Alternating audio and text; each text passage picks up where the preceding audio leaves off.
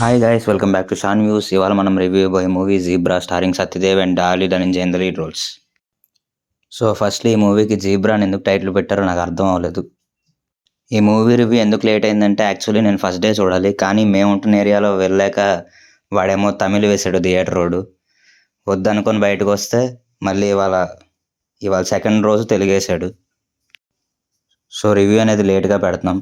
So మేము ఇంత కష్టపడుతున్నందుకు please మా ఛానల్ సబ్స్క్రైబ్ చేసుకోండి. అలాగే మీకు కనుక మా కంటెంట్ నచ్చితే ఖచ్చితంగా లైక్ చేసుకోండి. ఇంకా రివ్యూలోకి వెళ్ళిపోతాం. మూవీ అయితే నాకు నచ్చింది భయ్య. అక్కడక్కడ డ్రాగ్ చేసినట్టు అనిపించింది, కానీ ఓవరాల్గా ఇంట్రెస్టింగ్గానే తీసుకెళ్లారు. సినిమా స్టార్ట్ అవడం బాగానే స్టార్ట్ అవుతుంది.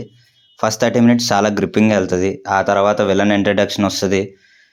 విలన్ ఇంట్రడక్షన్ అంటే గుర్తొచ్చింది, ఈ సినిమాలో హీరో కన్నా విలన్ ఇంట్రడక్షన్ ఇంకా చాలా బాగుంటుంది భయ్య. ఇంకా విలన్కి ఒక ఫ్లాష్ బ్యాక్ పాట అన్నీ ఉంటాయి. ఇవన్నీ ఎందుకు పెట్టారో నాకు తెలియదు. మెయిన్లీ కన్నడ ఆడియన్స్ని అట్రాక్ట్ చేయడానికేమో మరి. అలా ఫస్ట్ 30 minutes చాలా ఇంట్రెస్టింగ్ వెళ్ళాక మళ్ళీ సినిమా అనేది చాలా స్లో అవుద్ది. అలా కొద్ది స్లో అయ్యాక ఇంటర్వెల్కి మళ్ళీ కొద్దిగా ఇంట్రెస్టింగ్ వెళ్ళి ఇంటర్వెల్ అనేది బాగా ఇచ్చారు మంచి ట్విస్ట్తో.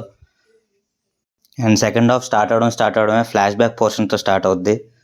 ఆ ఫ్లాష్ బ్యాక్ పోర్షన్ అంత ఎఫెక్టివ్గా లేదనిపించింది. దాని తర్వాత నుంచి మళ్ళీ సినిమా చాలా ఇంట్రెస్టింగ్ వెళ్తుంది. ఎస్పెషల్లీ ఆ రాబరీ సీన్స్ అయితే చాలా బాగుంటాయి.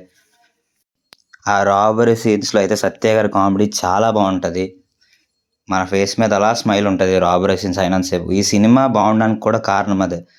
సినిమాని అంత సీరియస్ వేలో తీసుకెళ్ళరు. మ్యాక్సిమం మూవీ అంతా కామెడీ వేలోనే చూపిద్దాం అనుకున్నారు. మోస్ట్ ఆఫ్ ద పార్ట్ ఆ ఫన్ అనేది వర్క్ అయింది. Coming to the performances, Satyadeva Surya ఆయన ఈ రోల్ చాలా ఈజీగా చేస్తారు. ఆల్రెడీ మనం ఇలాంటి రోల్లో ఆయన బ్లఫ్ మాస్టర్లో చూసాం. అక్కడైతే ఎంత బాగా చేశారు, ఇక్కడ కూడా అలానే చాలా బాగా చేశారు. సత్యదేవ్ గారి స్క్రిప్ట్ సెలక్షన్స్ కూడా చాలా బాగుంటాయి. కానీ ఆయన లాస్ట్ మూవీ కృష్ణమ్మ చూసినప్పుడు చాలా బాధేసింది, ఇలాంటి స్క్రిప్ట్ ఎలా ఒప్పుకున్నారు అని. కానీ ఈ మూవీతో మళ్ళీ ఆయన కంబ్యాక్ ఇచ్చారు. And Kannada actor Darley Dhananjay గారు కూడా చాలా బాగా చేశారు.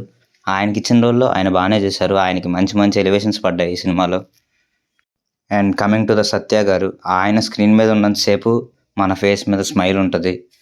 మరి మత్తు వదలర పార్ట్ అంతా ఎక్కువ నవ్వించపోయినా మోస్ట్ ఆఫ్ ద పార్ట్ బాగానే నవ్వించారు. And coming to the music director Ravi Basrur garu, songs బాగోకపోయినా background music బాగుంది. కరెక్ట్గా ఆ రాబరీ సీన్స్కి అన్నిటికీ ఆ ఎలివేషన్స్కి బాగా సూట్ అయింది.